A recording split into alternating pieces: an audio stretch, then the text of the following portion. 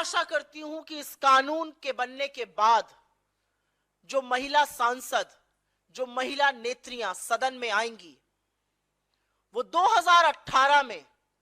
जब कठुआ में एक 8 साल की बच्ची को नशे की दवाई देकर 1 हफ्ते तक उसका सामूहिक बलात्कार करके उसकी हत्या हो जाती है, और उसके बाद भाजपा के लोग आरोपियों के साथ खड़े नजर आते हैं, उस पर अपनी चुप्पी जरूर तोड़ेंगी। वो नई महिला सांसद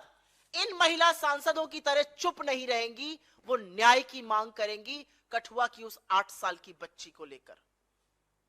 मैं आशा करती हूं कि जो नई महिला सांसद सदन में आएंगी वो इन महिला सांसदों की तरह कुलदीप सिंह सेंगर, जो हत्या और रेप के आरोपी नहीं दोषी पाए गए, उनको हटाने की तुरंत गुहार लगाएंगी, कोर्ट की टिप्पणी का इंतजार नहीं करेंगी। वो अपने साथी सहकर्मियों से कहेंगी कि कुलदीप सिंह सेंगर दोषी पाए गए, उनके घर का चक्कर लगाना, उनका चरण वंदन करना, उनका महिमा मंडन करना बंद कर दो। वो आशा करेंगी कि जिस बच्ची के पिता, उनके चाचा, उनकी मौसियों की ट्रक दुर्घटना में हत्या हो जाती है, वो कैसे हो जाती है। वो नई महिला सांसद इन महिला सांसदों की तरह चुप नहीं बैठेंगी। मैं आशा करती हूं कि जो आने वाली भविष्य की महिला सांसद हैं, वो 2020 में जब शाहजहांपुर में भाजपा के नेता चिन्मय आनंद के खिलाफ एक लड़की यौन शोषण का आरोप लगाएगी, तो वो चुप नहीं बैठेंगी, वो अपनी आवाज और अपना स्वर उस पीड़िता के स्वर में मिलाएंगी। मैं आशा करती हूं, और यह भयावह था, लेकिन मैं आशा करती हूं कि जो नई महिला सांसद आएंगी वो इन महिला सांसदों की तरह भाजपा की हाथरस में जब एक 19 साल की बेटी का बलात्कार हो जाता है, बर्बरता होती है, उसकी मृत्यु के बाद 2:30 बजे रात को बिना उसके परिवार के जब उसको पुलिस और प्रशासन फूंक देते हैं, तो वो अपनी आवाज उठाएंगी। वो कहेंगी अपनी सरकार से कि आप पीड़िता का चरित्र हनन मत कीजिए। वो कहेंगी अपनी सरकार से कि प्रशासन के माध्यम से उनके परिवारों को डराइए मत, धमकाइए। वो ये कहेंगी, वो चुप नहीं रहेंगी इन महिला सांसदों की तरह। मैं आशा करती हूं कि जब नई भविष्य की महिला सांसद आएंगी तो वो लखीमपुर में पंचायत चुनाव में एक जनप्रतिनिधि के चीरहरण पे अपनी आवाज बुलंद करेंगी, वो चुप नहीं बैठेंगी। मैं आशा करती हूं कि जब अंकिता भंडारी की उत्तराखंड में हत्या की जाएगी, जब उसको जिस्म फरोशी के लिए मजबूर किया जाएगा और जब वो मना करेगी और जब भाजपा के नेता का बेटा उसकी हत्या करेगा और प्रशासन सारे सबूत मिटाने के लिए होटल पे बुलडोजर चला देगा, तो ये महिला सांसद कुछ बोलेंगी, इन महिला सांसदों की तरह चुप नहीं रहेंगी। ये आशा है मेरी इस देश की आधी आबादी, इस देश में आने वाली नई महिला नेत्रियों से। मैं आशा करती हूं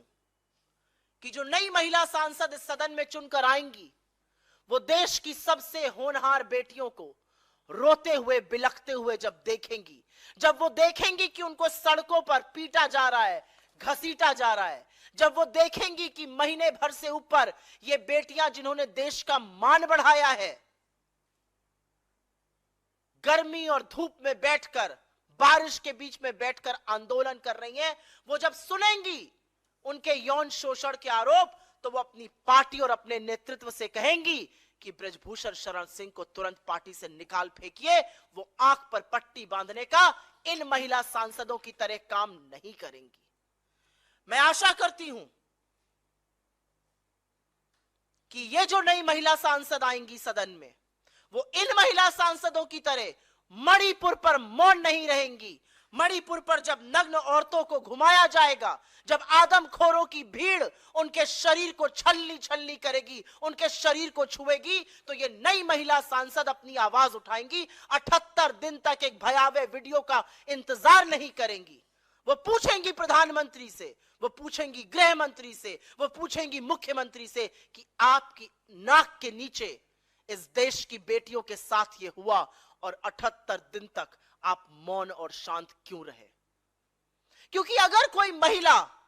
इन सब बातों पर अपनी चुप्पी नहीं तोड़ती है, अगर कोई महिला इन सब बातों पर मौन नहीं तोड़ती है, तो उसको सदन में रहने का कोई हक नहीं है।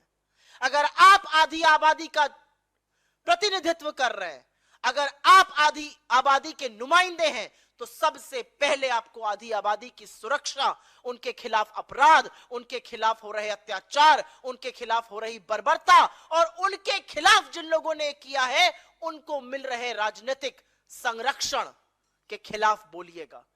जो इन महिला नेत्रियों ने दुर्भाग्यवश नहीं किया। मैं आशा करती हूं कि भारत जो वीरांगनाओं की भूमि है और एक से एक वीरांगनाएं हुई यहां, भारत जहां पर मां के पैर में जन्नत और स्त्री को देवी का दर्जा दिया जाता है, वो स्त्री को उसके वजूद को पहचानेगा और ये महिला नेत्रियां जो चुप रही, ये सबक सीखेंगी। आने वाली महिला नेत्रियां, आने वाली महिला सांसद, मैं आशा करती हूं कि अत्याचार को देखकर चुप नहीं रहेंगी, वो बर्बरता को देखकर मौन नहीं रहेंगी, वो बोलेंगी, वो बेखौफ होंगी, वो निडर होंगी, वो अपनी सत्ता की लोलुपता के पीछे नहीं छुपेंगी। उनको कोई फर्क नहीं पड़ेगा कि अत्याचारी कौन है, उनको यह फर्क पड़ेगा कि अत्याचार एक महिला पर हुआ है, जो दुर्भाग्यवश इन हंसते हुए चेहरों ने कभी नहीं किया।